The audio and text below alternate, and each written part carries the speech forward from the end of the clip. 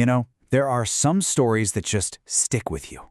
They're about friendships that defy all the odds, time, money, even, being royalty.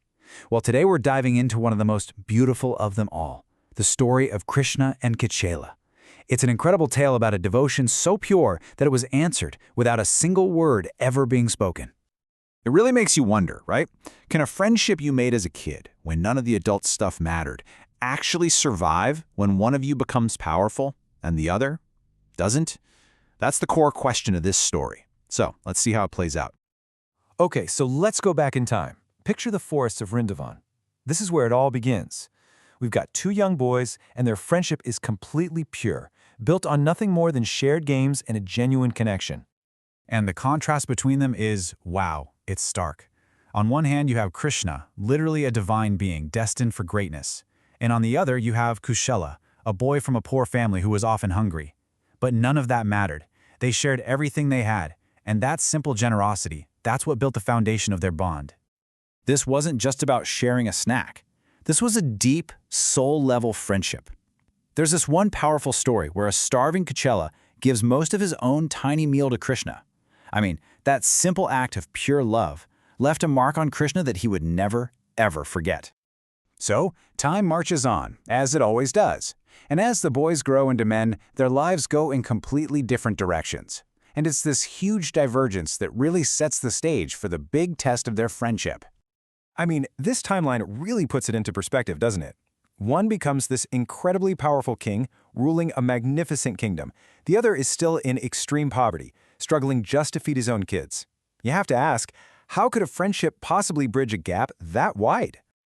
So it's Kuchela's wife who finally pushes him. She can't bear to see their children go hungry anymore, and she begs him to go see his old friend, the king.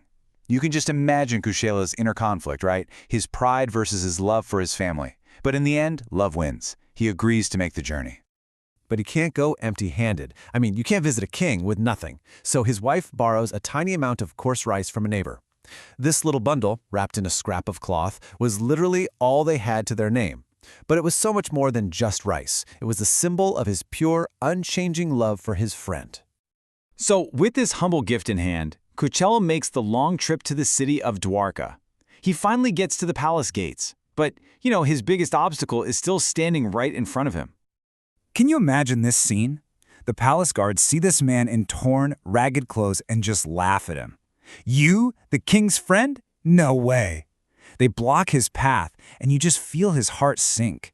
It seems like all hope is lost right there. But somehow, word of this poor man at the gate reaches the king inside. And the second Krishna hears that name, Kuchela, everything changes.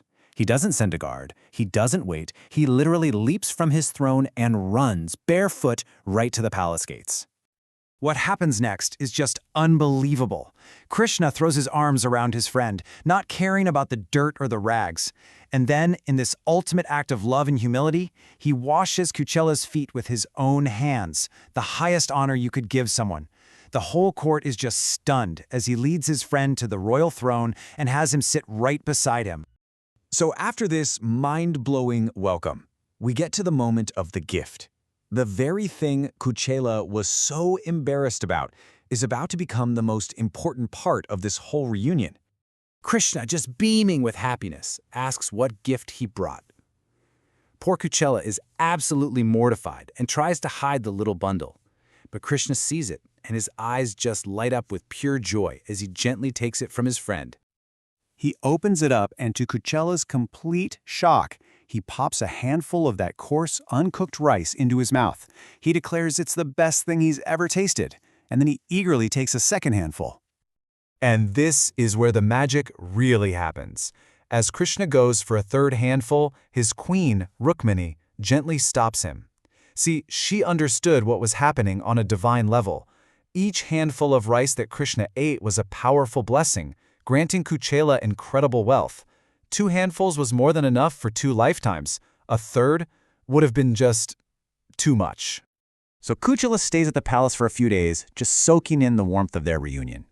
He's so happy, so caught up in Krishna's kindness, that he completely forgets about his poverty and why he even came in the first place.